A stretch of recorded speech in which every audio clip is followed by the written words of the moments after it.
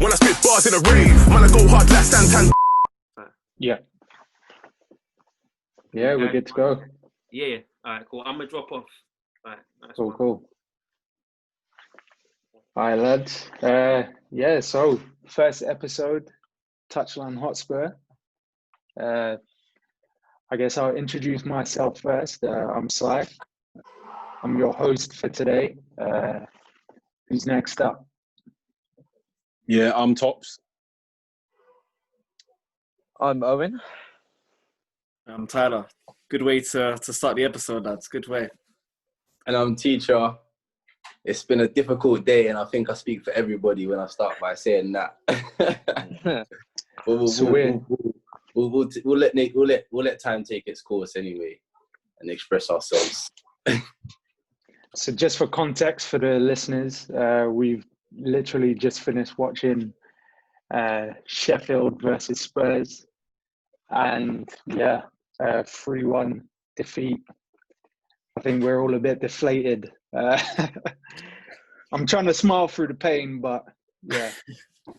Man, deflated to the point where I turned it off at 3-0 as well. I didn't even know we scored until Dan told me on the little pod. Oh, man. It's early walkouts.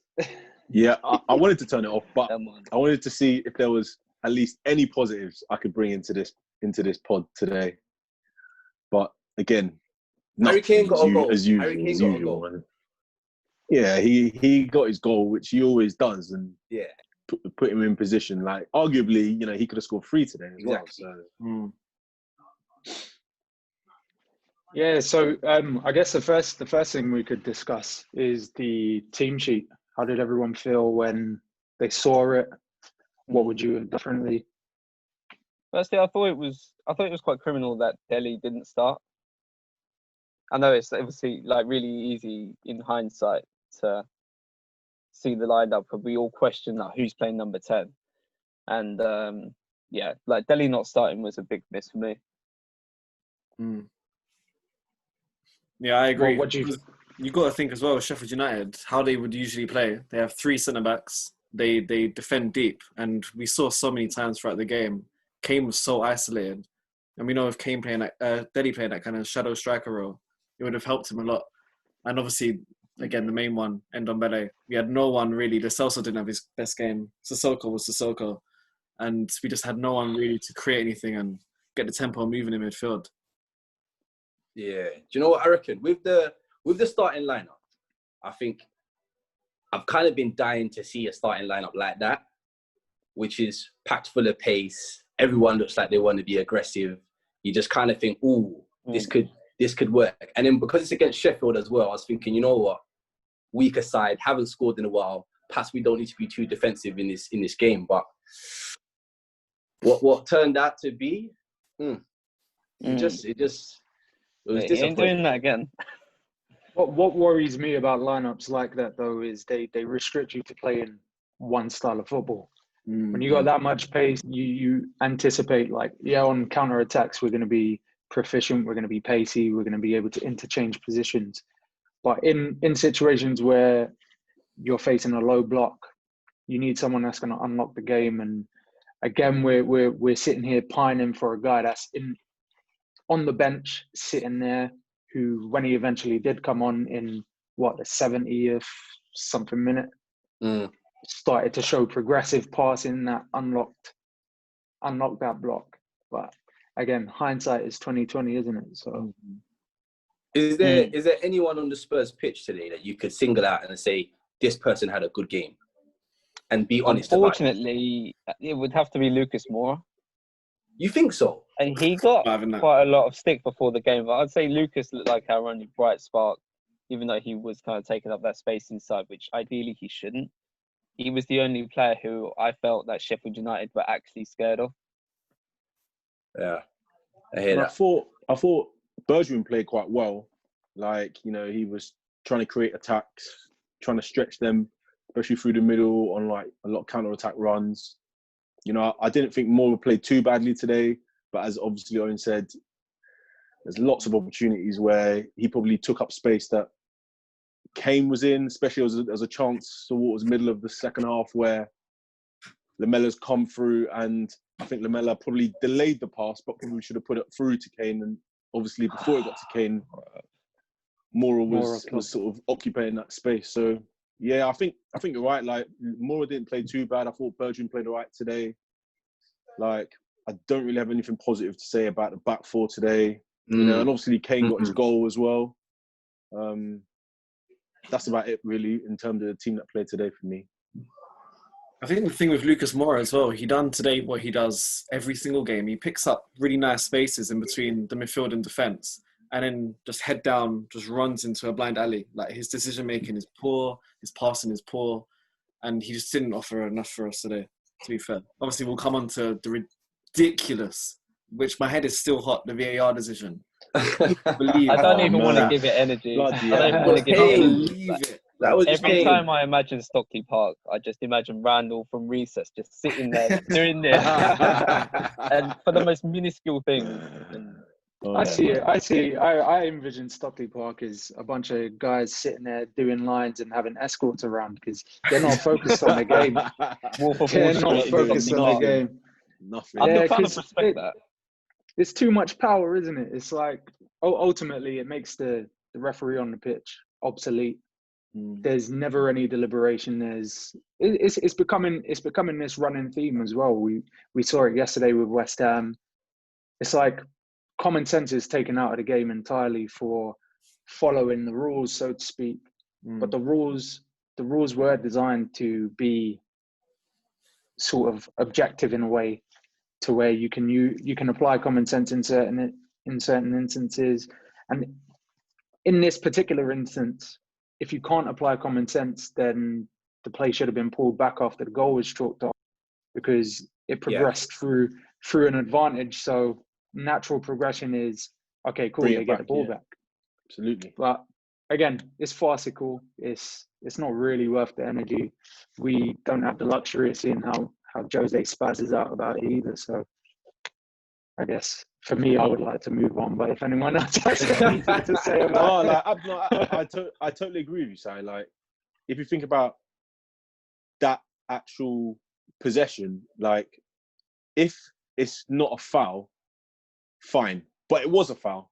So if you're going to say, okay, the movement just after the foul where he did handball it, which by my estimation, the ball was kicked into him and he fell. He was literally trying to protect himself as he was falling down. So when I'm looking at it, I'm thinking, fine. At least if you're gonna say it's a foul, it's a foul. But if it's not, you can't then expect him to not protect himself. How does he expect him to fall on the ground? You know, I think it's very, very harsh because others have been given where players have actually consciously handballed and they brought it back. But I don't think Moura can do anything about that. You know? Yeah. And did you even see the rest space when he gave it? He looked nervous.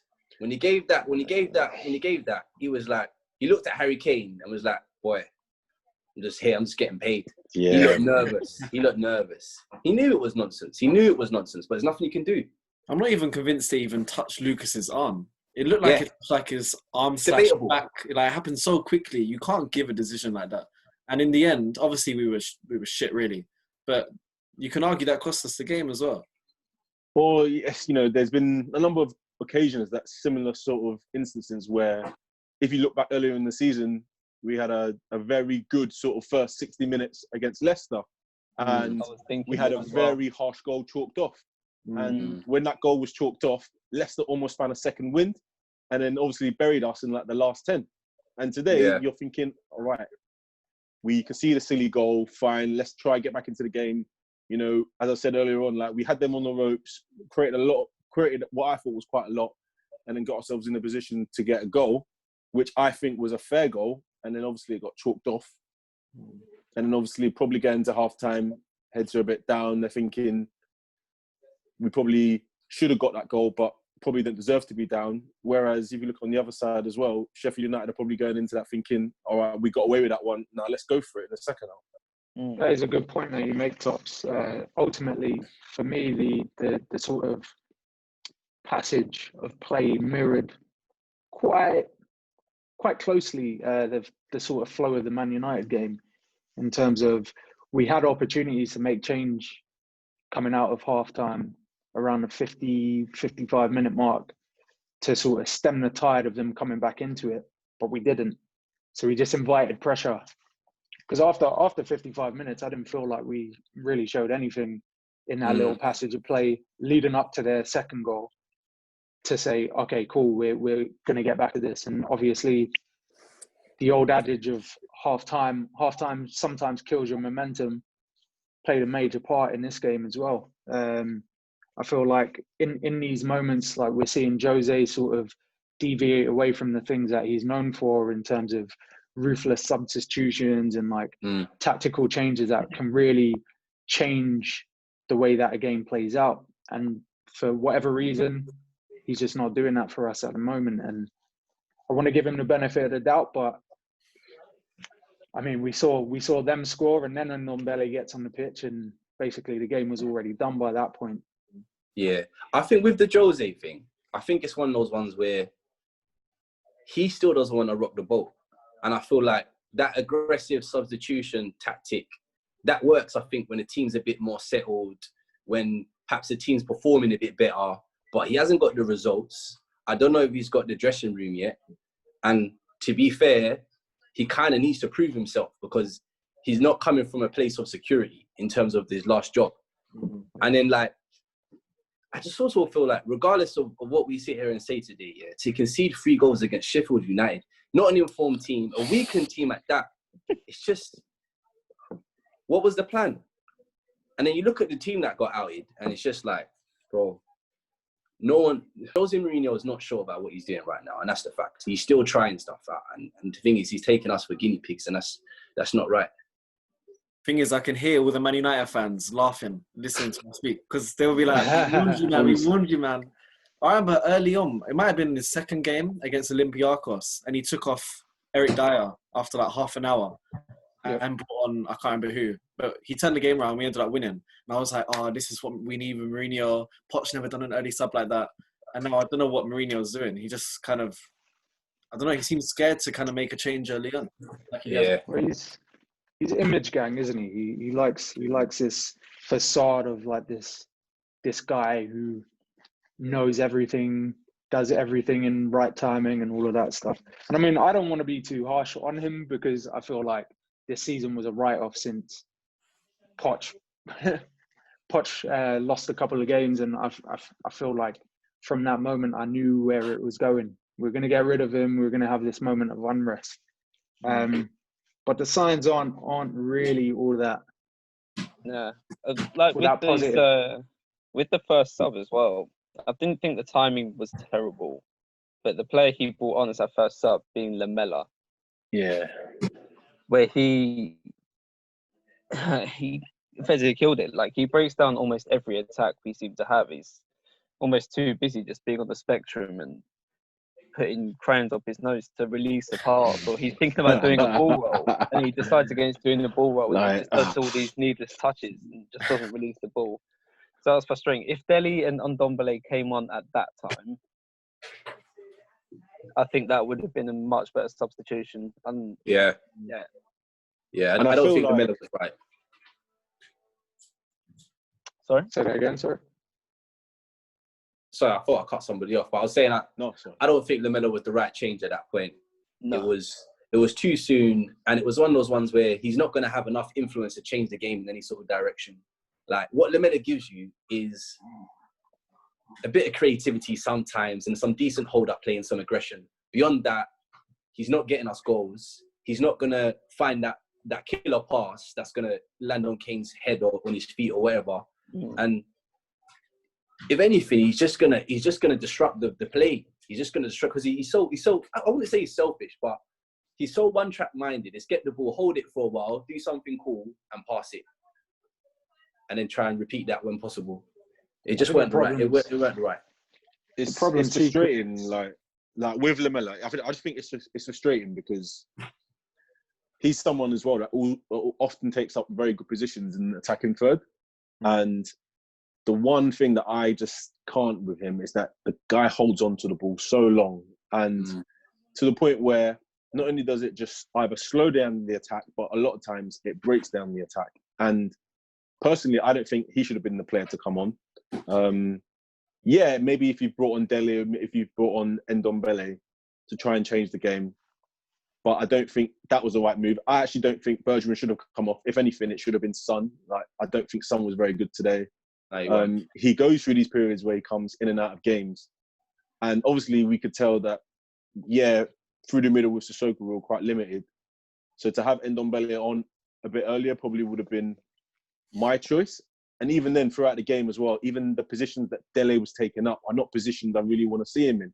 I want to see him close to Kane, stretching the defence, trying to get him behind, finding those pockets where he kind of flourishes in that final third. And a lot of times I was seeing him, drifting far left in these central sort of positions. And he didn't really, if I'm honest, have that much of an influence when he come on either. So, I don't know. It was a bit frustrating. The substitutions were a bit funny. Personally, like bringing Ndombele on at 2-0, it's almost like he's trying to appease us fans, but he knows what he's doing because Ndombele ain't the player that's going to change the game at 2-0 down, No. Yeah, I think one of the big things and the big problems with the Lamela substitution is when you pop him in the middle and you've got more on the right hand side. Again, you just got two over exuberant children just running into each other and bashing heads, playing bumper cars, and it's frustrating to watch because both of them can change a game if they're in the right sort of spaces on the pitch and they have the right people around them. But at that moment, you need to stretch the pitch, and what we keep consistently seeing is guys basically just contracting within like such a small area of the pitch, and it just plays into teams like Sheffield's hands. We need to be a little bit more expansive and a little bit more brave, have a bit more guile about us instead of just basically trying to fumble the ball into the back of the net. Yeah, a lot of times it looked like kind of just dribble and inshallah towards their goal without any like proper creativity. There was a lot of times, especially in the first half as well, I saw Kane peel off his marker at the back post and I saw Aurier get the ball. It's like, you've got this in your locker to get this there. And every time it was just it was off, and it was really frustrating because that could have been a goal for us quite easily. But Aurier didn't have a good game either, unfortunately. No, he hasn't had a good game in a while, and it's starting to annoy me. I'm not going to lie, because the thing is with Aurier, yeah, we do see flashes of a decent player. We see flashes of a decent player. Like, there's been certain occasions you see the technique that he executes when he scores a goal, and you're like, actually, this person knows what they're doing. And there's certain times he looks strong and he gets his head down and makes the right decisions, but just not enough. Not enough for us to keep making excuses for him. No, we've not been blessed with right backs, have we? Like, even before Carl Walker left, he'd be making quite a lot of mistakes. Maybe not as obvious as Aurier, but just more position, and he'd give the ball away in silly areas. Trippier's last season was quite painful. I think he was playing with the injury, so it's what it is. Now Aurier, who I think he's actually really good going forward, but I don't think I'll ever trust him going back.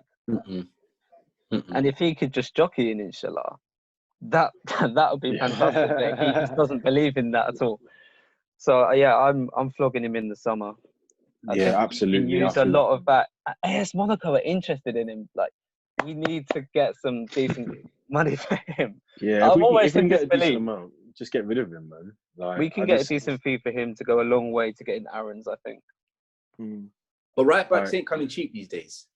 That's the thing. I mean, we get rid of Aurier and we're just, who we playing? Tanganga. It's just, we ain't really got many options. No, that's why I think Aaron's going forward would be a good choice. Back up. We spoke about it in the Discord chat as well. We could hypothetically give Tanganga minutes, or Foyth or Jedson in that kind of tucked in right back role, and then give Sessegnon that license which Aurier has now to get forward, get a bit of a partnership going on with whoever's on the left, whether it be Son or we talked about Dele playing there. I think that could work. And I think that'll give us a really good balance, and it'll actually justify us investing the money we did in Sessegnon. So I do think there's a player there, especially at left wing back. He's maybe not quite ready to play left back, but as I say, given that license to go forward and help out the attack like Aurier does now, could be a really good fit for us going forward. What did you lot think Forward of long it yesterday? Sorry? The Say that again. 4-2-2-2. What did you lot think about that? Oh, I don't know. Like, my one issue with it was, well, first of all, actually, if you have like Kane as your focal point, then you have to have the 3 or the 2 behind him, at least in like positions where they either interchange or they know their role positions, right? But there was a lot of the time, because we always know that Aurier takes up that right-hand position. So that means one of the wingers, be it Bergwijn or Lucas, which normally is, would be pushed inside.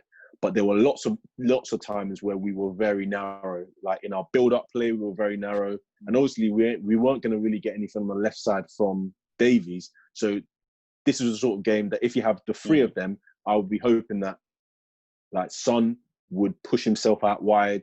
Maybe Lucas or Bergwijn would also try and support on the wings to try and just open them up, because as the commentator said as well, like it's very good and very easy for the defenders to be face on, because they know exactly what's coming at them, because we were very narrow large amounts of the game.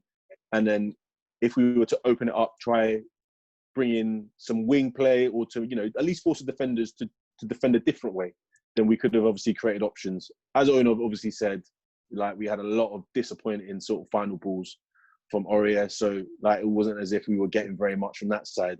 And I don't think Son played particularly well. It was weird. Like normally he's quite happy to sort of hug that touchline, but then today you often find him coming in sort of narrower positions, and the 3 of them seem to be interchanging quite a bit, but I just don't think it worked very well. Like again, like very difficult for the Chelsea to get into the game, because out of 2 central midfielders, he's the only progressive one. Like I love Sissoko and I love his work rate and his hunger, but it's games like this that I think is so frustrating, because you often find defenders are trying to bypass him because he's not happy or willing to take it on in tight areas, tight positions to try and progress. So then you often find that you have a spare man and he's not really giving you much. Whereas actually, if you have someone who's happy to take the ball on, maybe beat a man, quick 1-2, quick triangle, then you open it up and you can move the play on. But I don't know. Since Mourinho's come in, he's played like this lopsided defense and midfield, with Aurier pushing forward and Davis tucking into a back 3, and you can see the logic behind it. But I feel like he does this to make sure we're defensively secure. We was literally the opposite today. Every time Sheffield United came forward, we looked like conceding. And I feel like it's kind of now, it's a time, especially against Everton on Monday, we've got to try something different. Relying on Aurier as the only outlet as any sort of wing play, when 5 out of 10 of his crosses go completely into the stands, it's not good enough.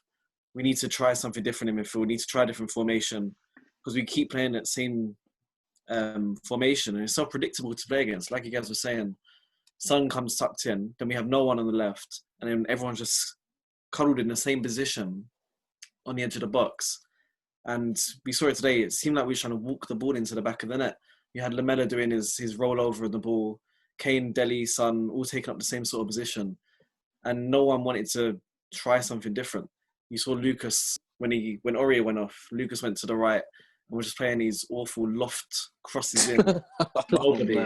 And they were awful, completely out of ideas. We've had 9 days off, you know. Sheffield only played a few days ago against Arsenal, of all teams as well.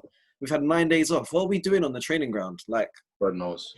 That's what We're trying. 9 What days. we're doing, what we seem to be doing is on the training pitch is trialing everyone but the right people at right back. It makes no sense. I mean, for me, one of the disappointing things is we finally seem to have options in centre midfield to allow us to sort of find a balance for specific games. And every game we seem to get one bit right and the other bit wrong. Like for me, if you're gonna play any sort of 4-4-2, any variation of that, you need two guys that can collect the ball and move the ball proficiently. And Sissoko can't do that. So there's a lot of open space in front of him, and there's a lot of space for him to drop into. But what you tend to see is him pointing to the other side of the pitch because he's scared to receive it. Whereas if in that situation you have, say, a Winks or, dare I say his name, a Tongi, you have a dynamic between the two guys that could be reminiscent of, say, a Huddleston and a Modric, two guys that can position themselves well to receive the ball, turn to pass the ball, and can also put in a shift defensively, either by positioning or harrying opposition. But we're not doing either. We're sort of leaving all the harrying work to Sissoko and hoping that Lo Celso can collect the ball and make something happen every possession of play. And it becomes quite frustrating. I'm still not convinced where Lo Celso is going to play naturally. I feel like he could be effective in a cam position, but I don't know if I trust him there. I feel like if he's deeper, then we'll miss out on some of that influence that he offers. And I just feel like in that deeper position, I don't think he's got the strength or the pace or the desire to get back after 85 minutes, which is, when teams are switching off and the opposition switching on. So for me, I just feel like with Mourinho, he's just not sure who's going to play where for him. And the thing is, I kind of feel like, yeah, we've got these options, but I wonder if it's at our hindrance, because it's kind of like every day he's asking himself, how do I set up this squad? And I still don't think he's got the answer to that question yet. I've got a feeling that both.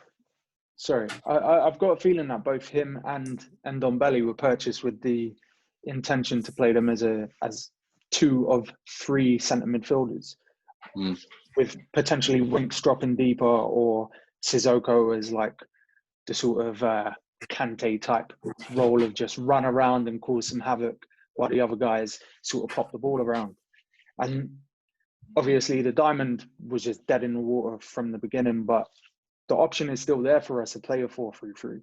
Not only do we have the rotation in the midfield, but we've finally got enough players to play in the wide areas as well.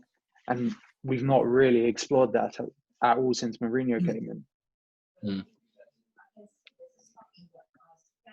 I mean, we were talking on the Discord as well, like what our strongest 11, our strongest formation would be. And I think a lot of us agreed on the 4-3-3 with a Winks or a Sissoko or a Dyer if he moves into midfield again, holding Ndombele and Lo Celso patrolling just in front, hopefully in a good shift as well.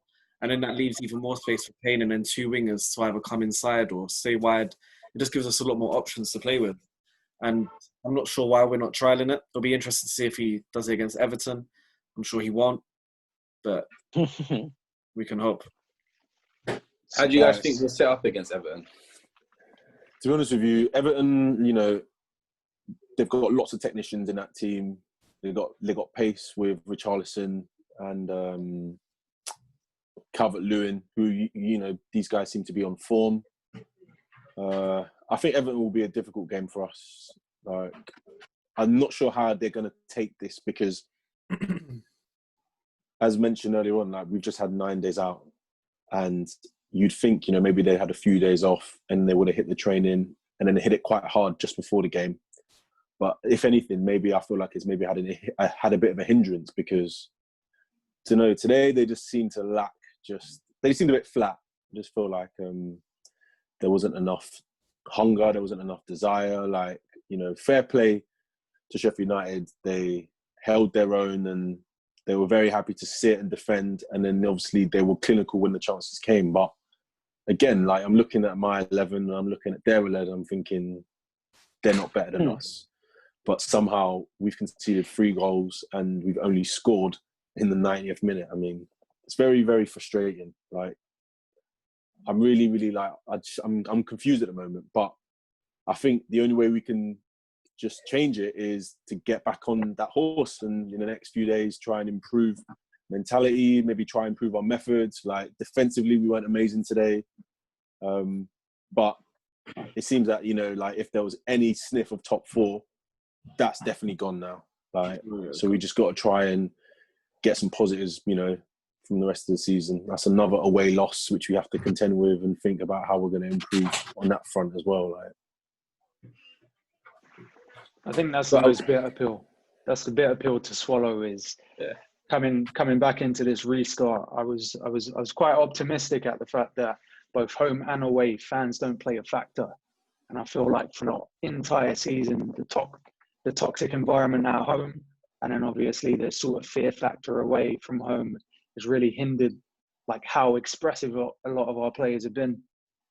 People were scared to make mistakes because of jeering, all of that type of stuff. I was hoping that it didn't play a factor, but obviously, to put it into perspective, it is only one loss, but the signs are there that some players are still playing within themselves. I feel like for whatever reason, Son has maybe looked at Aubameyang and said, "Oh, he hides a Black Panther mask. Let me get my Guy Fawkes mask," without realizing that means that it's perceived as anonymous. And like, he's not really been a factor for the last couple of games, which is disappointing. But obviously, we go on to the next game. We go on to the next game, don't we? So we'll see what happens. To be fair, the most disappointing thing for me from today, there's a lot, but the most is that, yeah, you can have bad days going forward. We looked to have ideas, but that happens with teams. But defensively, I was actually bigging up Dyer, bigging up Sanchez against Man U and West Ham. And today they just looked so vulnerable.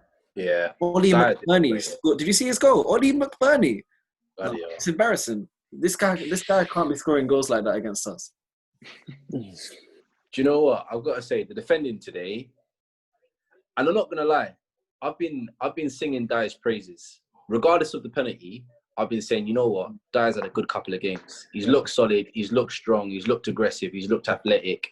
But what today showed me is that if you haven't got experience in a centre-back position consistently over a long period of games and time, you're gonna get found out.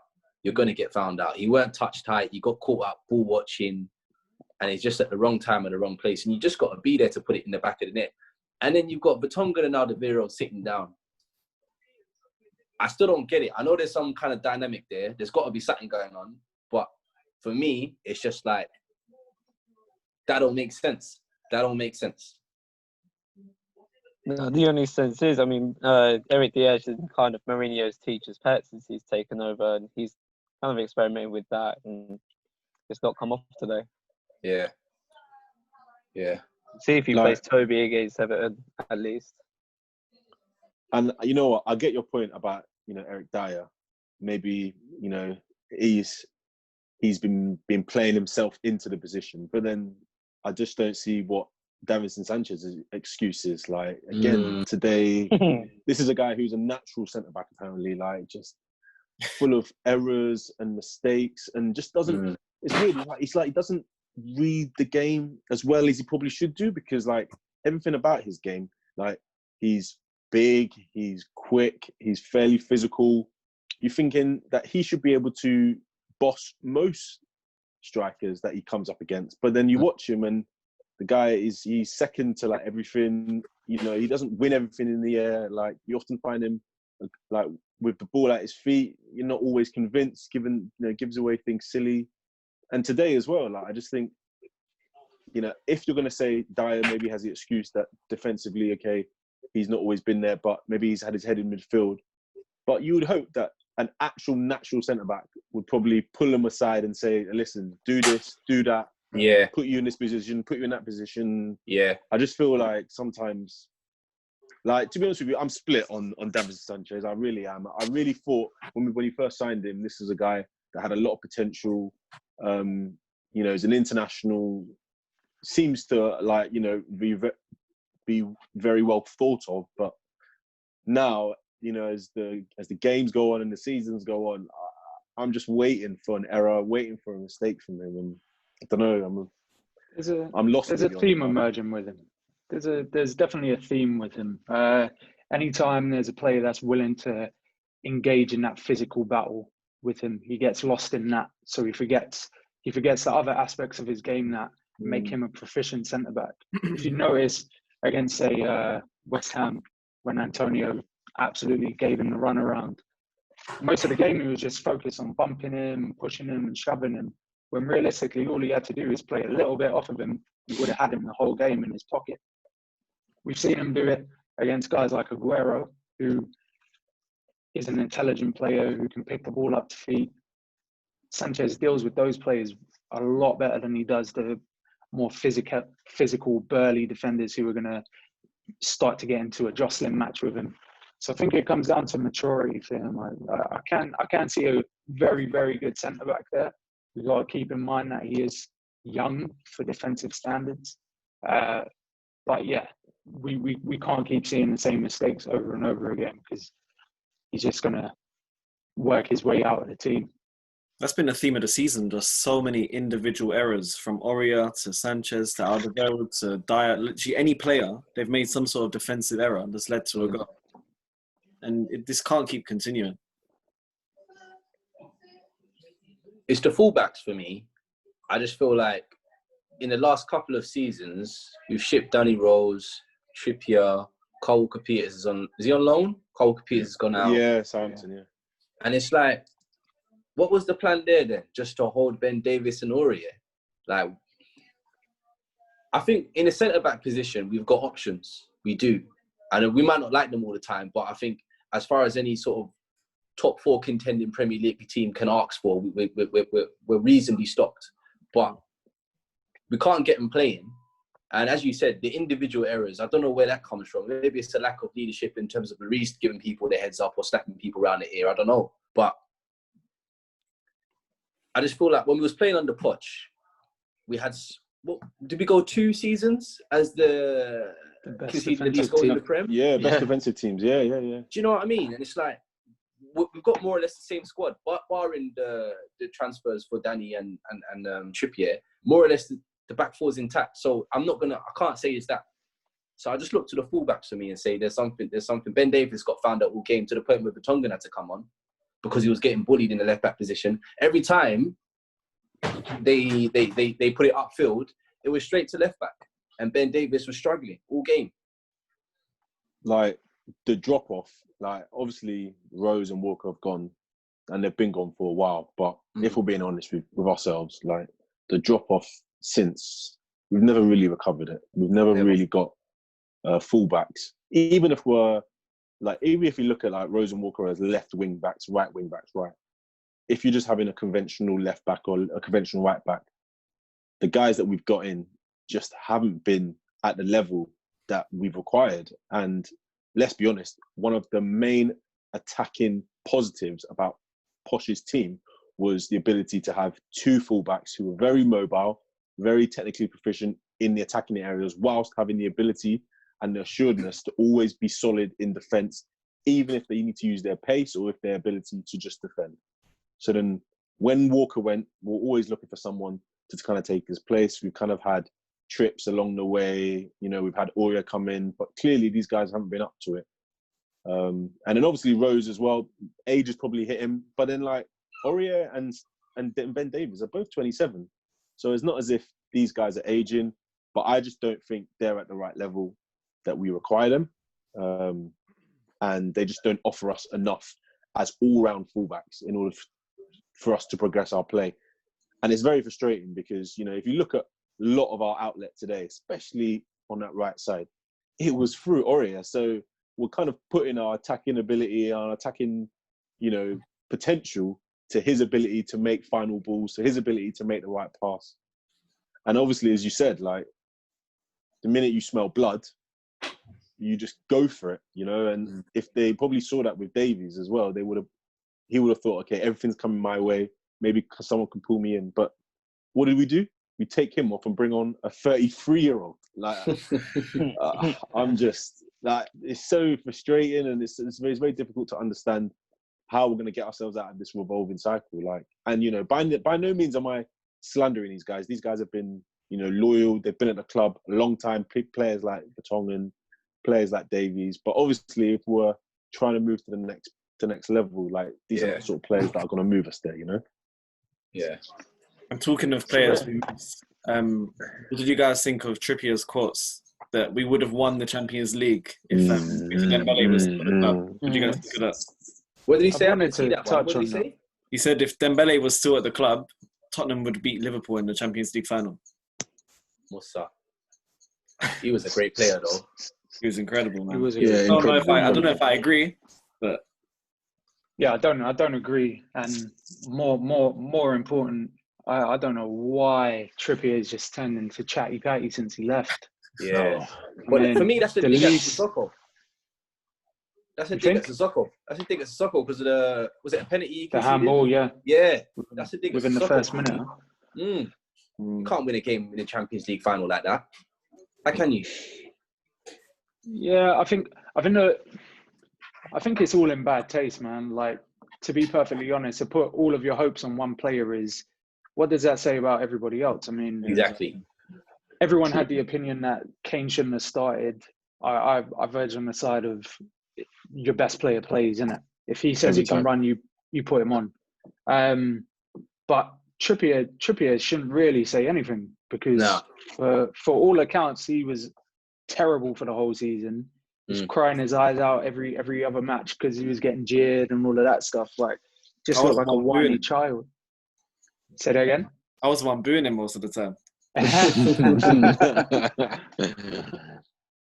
It's difficult because, like, again, Trips, like, you know, I think he was a good player, but I feel like he knows what he's doing by making these statements. You know, these are very sort of, in my opinion, dark statements about a club that was very loyal to him and put him in a position for him even to be at a club like Atletico. Yeah. You know, I feel Precisely. like there's lots of reasons to believe why we didn't win that final, but for him to place it, you know, singularly on Dembele, when actually Dembele went in January, so we still had the second round, the quarters, the semi-finals, the finals to get to that, to even get to the final, and for him to say because we didn't win it because he wasn't in that one game. No, there's lots of reasons. You know, maybe Kane shouldn't have played. Maybe Tottenham shouldn't have been so conservative against maybe what was Liverpool's not best performance. Like, there's lots of reasons why we probably shouldn't, why we didn't win that game. But I think for him to put all of that on Dembele, yeah, it's not very. I don't think it's very nice towards his ex-teammates. Like, I also feel it's very hypocritical of him because, you know, from the comments that he made, like, he obviously is very passionate about his time at Tottenham and like how he was basically made to feel when he left. But I also do believe that there's a lot of truth in what's been said about him. You know, like, he wasn't good enough in a lot of the games. If we're talking about individual errors, he was a player that gave a lot of balls away, a lot of, you know, key areas, and made a lot of poor decisions when he was a right back. So I feel in this moment he's probably best placed to just keep quiet. But I mean, you know, like, he has every right to say anything. The way I see it is, like, as much as we're terrible at the moment, that Atletico move is a sideways move as far as I'm concerned. Coming off a Champions League final, like, I don't care whether you win it or not, you made it to that final. Atletico aren't coming off of that success. Like, as much as I don't just like this whole, participation medals, all that stuff, you got to call a spade, and to get to that position is a testament to all of the work that the board has done up until a certain point, the work that Poch did with that squad and the individuals in that team. So to sort of write it off and basically take little jabs at the way that we do transfer business and all of that type of stuff it's in bad taste. And, like, I would prefer for guys in that position, like, your kids are in the sun, going to school, like, that's every man's dream, innit? Just reveling in your success and leave all the slander alone, because, yeah, we can all deal without that, man. Do you guys feel like Moussa Dembele is kind of like the precursor to Ndombele? Do you feel like there's a switch there? 100. Yeah, There's a replacement there, isn't it? Yeah, I don't think it's the like, exact same job. I don't think it's the same job, but I think the flair, the creativity, and the way you can just turn out of trouble, most importantly, is something I mean, you can get that in Winks a bit, but not the same, the way that Dembele used to do it. And I feel like there's a player in Ndombele which is actually going to offer you that option, which I think we haven't had since Dembele. And we missed. One of the credits I will give to Levy is, obviously, we transitioned from Carrick, eventually got Modric. From Modric, we went to Dembele. from Dembele, we're moving on to Ndombele. Mm. And one of the things that all four of those players they share is the ability to progress the ball up the pitch without really any hindrance. They can look up, they can shift the ball. They all go about it slightly differently. Obviously, Modric being the pinnacle of that, being able to be the metronome in midfield, do pretty much everything top to bottom in order to be successful in that position. But what we saw in Dembele is what he didn't have in vision and passing ability, he had with being able to drop a shoulder and take a whole team out of the game. I feel like Ndombele has that, but he has that additional asset of being able to just get the ball out of feet within one touch. We saw it today. We've seen it throughout the course of the season. And obviously, there are question marks about his application based on one game where he completed zero sprints. Yeah. And I mean, that's something that I would like to touch on at another time when we got more time. But obviously, the signs are there that we do have a player. We just have to have Mourinho, who's not renowned for it, but we need him to unlock the potential in that guy because he's a key to our success for what we have at our disposal. Like, I totally believe that, like, Moussa Dembele was an enigma. Like, the guy is so highly rated by a lot of his fellow professionals. And it's one of these things where, like, you know, fine, you can look at him, maybe he didn't have the stats, but everyone's giving him the eye test and basically giving him top marks. Like, the guy was absolute machine in midfield, his ability to keep the ball, his ability to beat players. And actually, if you look at the players that he played alongside, the Winks, the Wanyamas, the Dyers, he helped improve all these players as well by playing alongside them. And it's by no means that everyone's saying, who's the best player you played with? And pretty much every Tottenham player I've ever heard, I've always said that he is the best player. Like, I do feel, yes, injuries probably really sort of pushed him down a wayside, and it was a bit frustrating because you weren't really getting the proper Moussa Dembele.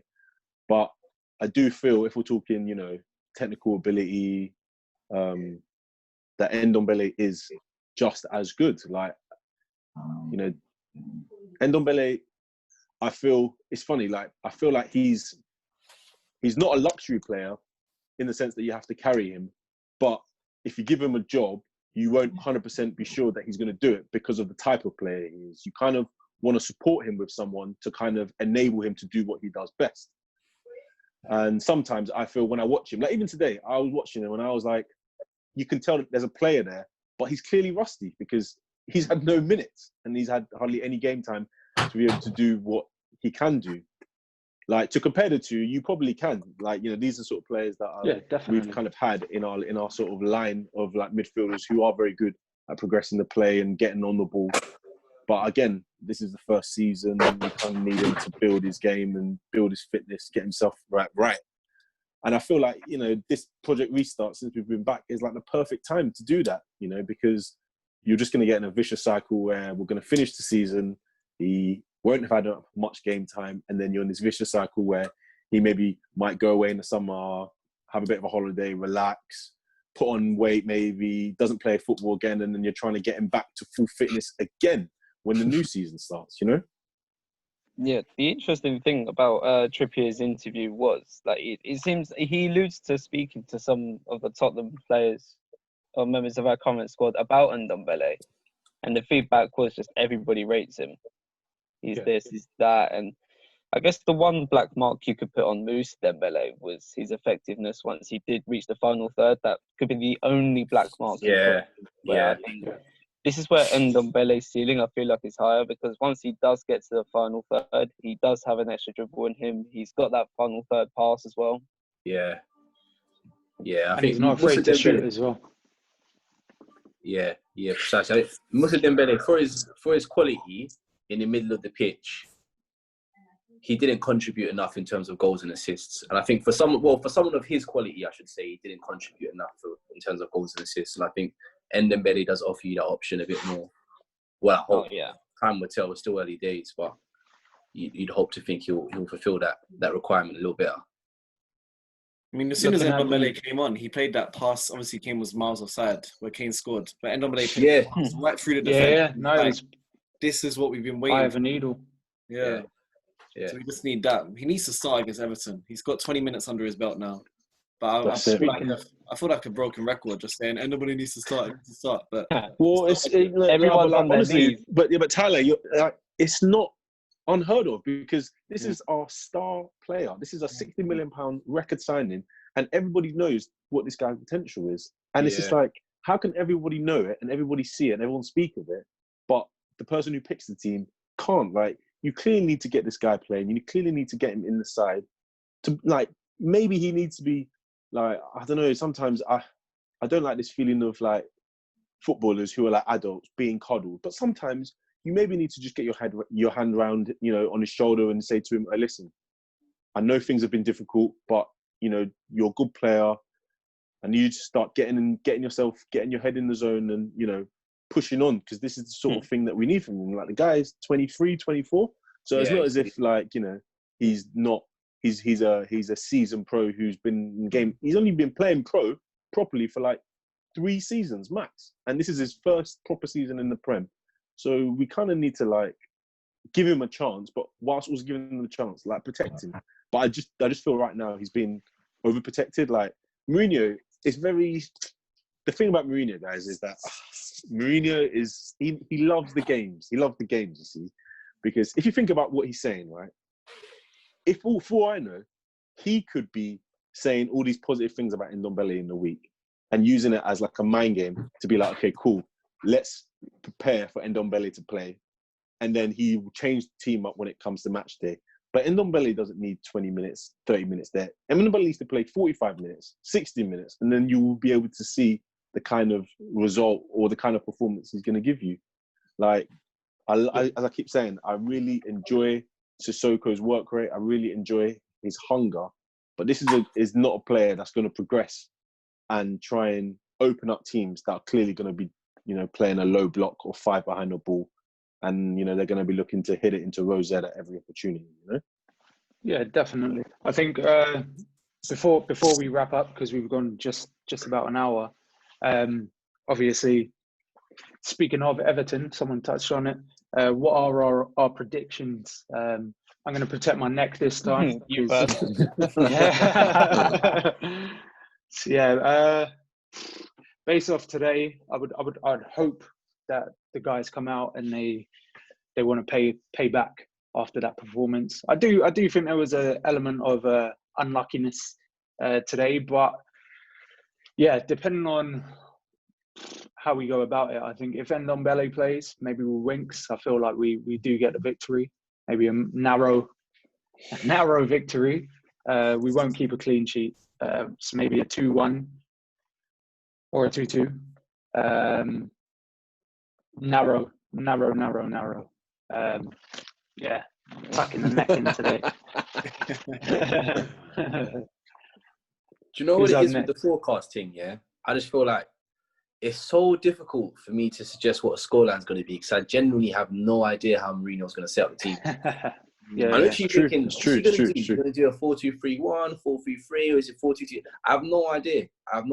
But to be honest, when you first asked the question, my intuition told me either 2-2 or 2-1 to Spurs, obviously because I'm a Spurs fan. But I just feel like it just really depends on how Mourinho feels that day. Because it could easily be 0-0 or 1-0 Everton or 1-0 Spurs. I just have no idea. Yeah, precisely. I'll go 3-1 Spurs. Go Tyler. You're the giraffe. I'm just getting out there. It's difficult, man, because obviously right now I'm feeling clinically depressed, isn't it? So I can't even feel where my next one's going to come from. But obviously, when we was coming off the back of that West Ham win, we was all thinking like, oh yeah, we've all got winnable games left. Arsenal, who are they? Sheffield, shit. Yeah, we can win these games. And now we're looking at all these teams like, oh shit, how are we gonna do this? But I'm gonna go 3-1 as well. 3-1 Spurs. Blind optimism. No, yes, baby giraffes. No, like, there we go. Thinking about Everton, the way they played against Leicester the other day, how we played today. I'm going score draw. Like at the moment, I just can't see us not keeping a side like Everton, who have got guys who are very, very happy to, be on the run, getting behind with the defence as well. I'm just going to score draw, 1-1, 2-2. That's me. The sad part is the one thing we can all agree on is that Spurs is definitely going to concede. Oh, 100%. That's the sad part. 100%. 100%. And if we don't concede, I feel like we got to do a forfeit because of the lack of faith. Real talk. But yeah, no, that was good, lads. Obviously, it's a pleasure to get the first episode under our belts. After the pilot, especially, I feel like the feeling is good. Look forward to what we can generate content-wise as a collective. So yeah, anyone else got anything to add before we wrap up? Or this is the first podcast for me, and I really enjoyed it. So yeah, man, I'm looking forward to doing more with you lot. Appreciate the time. It's been good. Yeah, man, it's good. Next week we'll be reflecting on a couple of wins as well, because hopefully. next Thursday we'll play Bournemouth as well. So we need 6 points to the belt. Pray Jose still my daddy. Famous last words. Oh man, Yeah, that's being clipped, man. Don't worry. Yeah. Don't clip that. Whoever we did have to it. see how we go, man. Like, just hopefully, just another few days, we can turn it around, get a few results, and just end the season strongly, man. Trust. Sure. Fingers crossed. Sure. Yeah, man. All right, in a bit. All right, boys. Bless, man. Peace. In a bit. When I spit bars in a rave, man, I go hard like Santan.